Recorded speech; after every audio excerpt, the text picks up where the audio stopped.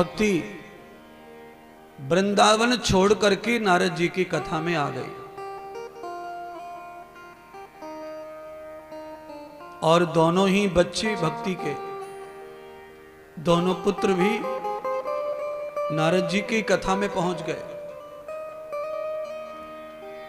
देखा भगवान का प्राकट्य हुआ, भक्ति नाचने लगी आनंद में। ज्ञान और वैराग्य उसके दोनों पुत्र तेजस्वी हो गए, बलवान हो गए। श्रीमद् भागवत कथा केवल पुण्य देती, पाप मिटाती है, इतना ही बल फल नहीं है इसका। इसका शारीरिक फल भी है। शरीर को भी यह पूर्णतः स्वस्थ बनाती है धीरे धीरे। श्रीमद् भागवत कथा के व्याख्यान में शरीर को स्वस्थ रखने के अनेक फार्मूले हैं, आहार व्यवहार सब बताया है। शरीर लंबे समय निरोगी कैसे रहे। लंबे समय शरीर तेज से भरा हुआ, ओज से भरा हुआ, रक्त से भरा हुआ, मंजा से भरा हुआ कैसे रहे। शरीर में रक्त, मंजा, ओज और तेज की कमी न आए, ये सब फार्मूले भागवत में समझाए महाराज। इसलिए केवल कथा सुनेंगे सब अच्छा हो जाएगा ऐसा नहीं है। कुछ अच्छा हो जाएगा, कुछ करना पड़ेगा। कुछ कथा स्वयं कर देगी पुण्य प्रताप से, और कुछ कथा के फार्मूले जो हैं, जो सिखाए जाते हैं व्याख्यान में, उनको चरित्रार्थ करो, अपने चरित्र में लाओ। फिर आप देखेंगे कि आप पूर्णतः स्वस्थ और पूर्णतः योग्य, पूर्णतः सफल हो गए। आज जब नारद जी की कथा 5वें दिन की आई है तो भक्ति प्रसन्न होकर नाच रही है। ज्ञान और वैराग्य दोनों तेज से भरे हुए खड़े हैं।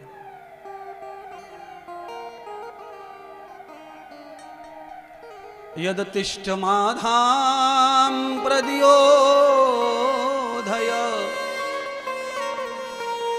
भक्ति सुलभानां यश्च पुत्रः त्रासं न त्रापं विहतोऽपि नाश संयोजित्य पुण्यम युक्तो से भागवत।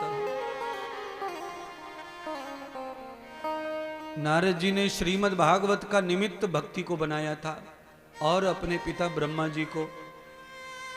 जिस निमित्त भागवत कथा सुनी जा रही है, कही जा रही है या करवाई जा रही है, वहां तो वो फल आएगा आएगा आएगा ही आएगा। पर साथ में जो भी कथा पांडाल में पहुंच जाते हैं, वह निमित्त उनके घर में भी सफल होता है उस कथा से। गंगा जल केवल पूजा के काम आता है, नहाने के आता है ऐसा नहीं है। गंगा जल को तुलसी के पौधे से लेकर बबूल के बेर के पौधे तक आप कहीं भी उस जल को अर्पण कर दें, गंगा जल वहीं पौधे को हरा भरा और स्वस्थ कर देता है। ऐसे ही श्रीमद् भागवत कथा है, केवल यजमान को फल देगी ऐसा नहीं है। जो भी इसमें आ जाएगा, पापी महापापी पुण्य आत्मा कोई भी पहुंच जाएगा, उसको जीवन को ये लाभ पहुंचाएगी, हरा भरा करेगी, उसे यशस्वी बनाएगी, सफल बनाएगी, जीवन को जीना सिखाएगी। करने वाले आयोजन भले ही कम लोग होते हैं, पर इस कर्म का लाभ पूरे क्षेत्र को प्राप्त होता है। और इस क्षेत्र में केवल कथा मनुष्य के लिए लाभ पहुंचाती है ऐसा नहीं है। गंगा जल को सूअर, गधा, घोड़े भी पी सकते प्यास लगने पर, उनको भी लाभ पहुंचाएगा। सांप और बिच्छू भी पी सकते हैं, उनको भी लाभ पहुंचाएगा। जैसे गंगा जल को राक्षस भी पी करके तृप्त हो सकता है, ऐसे ही ज्ञान गंगा जो बह रही है भक्ति की, इस रस को कोई पापी भी पी लेगा, वो भी तृप्त हो जाएगा, उसके पाप नष्ट हो जाएंगे। ये केवल पुण्य आत्माओं के लिए कथा नहीं है बंधुओं। पर जो कथा श्रवण करते हैं वो पुण्य आत्मा ही गिने जाते हैं। पर जिनके जीवन में पुण्य है कथा श्रवण करने का, उसके अलावा पाप नहीं है, ऐसा थोड़ी है। जिनके जीवन में पुण्य होता है, कथा सुनने का मौका मिलता है, उनके जीवन में अरबों खरबों पाप होते हैं। पाप का पोटला बना रहता है उनके जीवन में। बड़े बड़े लोग आते हैं कथा सुनने, कुछ आते ही, कुछ को बुलाया जाता है, कुछ को आमंत्रित करके अतिथि के रूप में, कुछ श्रोता के रूप में, सब तरह की जनता कथा में आती है। ये सबका स्नान कराती है, ये सबको पवित्र करती है।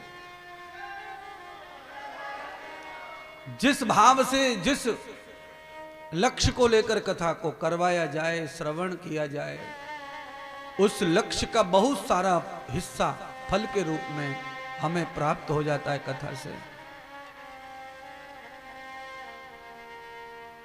7वां दिन भागवत जी का आया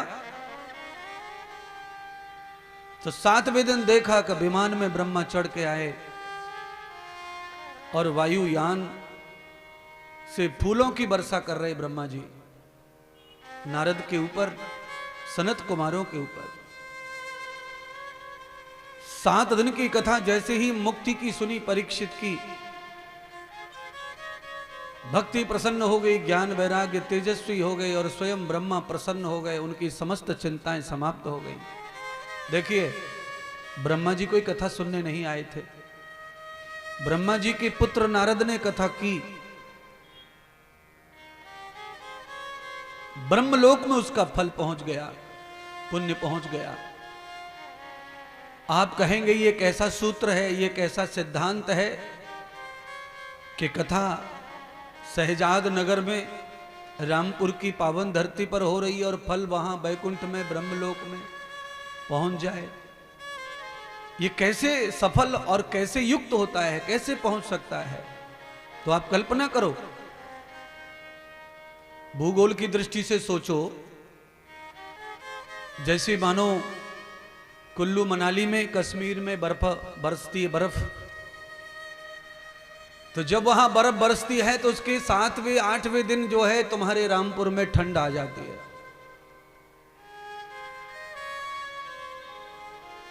दक्षिण भारत, कर्नाटक, महाराष्ट्र तक बर्फ का ठंडा पहुंच जाता है। हवा के माध्यम से हिमालय पे बरसती हुई बर्फ की ठंडक जैसे उत्तर भारत से लेकर दक्षिण भारत के हजारों किलोमीटर के एरिया को घेर लेती है अपने प्रभाव से, ऐसे ही ये श्रीमद् भागवत की जो कथा का यश है, ये तीनों लोक 14 भवन में पहुंचता है, जहां तुम्हारे पितर रहते, जहां तुम्हारे पूर्वज रहते। ये कथा जो है ये भूगोल ही तो है। कथा माने शब्द और शब्द माने भूगोल, भूगोल माने आकाश। आकाश ही शब्द का स्वामी है। इस पांडाल में अगर भूसा भर दिया जाए ठूस के तो इसमें कोई शब्द नहीं गूंजेगा। अब तुम चाहे जितने माइक लगा दो, साउंड, पर ये भर दिया है तुमने रेत मिट्टी भूसे से तो शब्द समाप्त हो जाएगा। मैं चिल्ला चिल्ला के थक जाऊं। दूसरा, ये उदाहरण समझ में नहीं आया तो दूसरा उदाहरण, अपने मुंह में 2 बूंदी के लड्डू भर के फिर कथा सुनाऊं तो आप सब अनुभवी हैं। आपने भी लड्डू तो खाए, बूंदी के रसगुल्ले, कुछ तो खाया ही होगा कभी न कभी।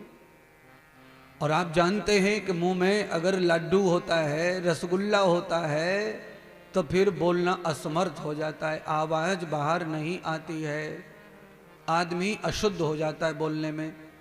अब शब्द निकलते मुंह से, अशुद्ध भाषा निकलती है। क्यों? धरती की मात्रा अगर तुम्हारे मुख में ज्यादा हो जाएगी तो शब्द मर जाता है। धरती का मतलब है अन्न।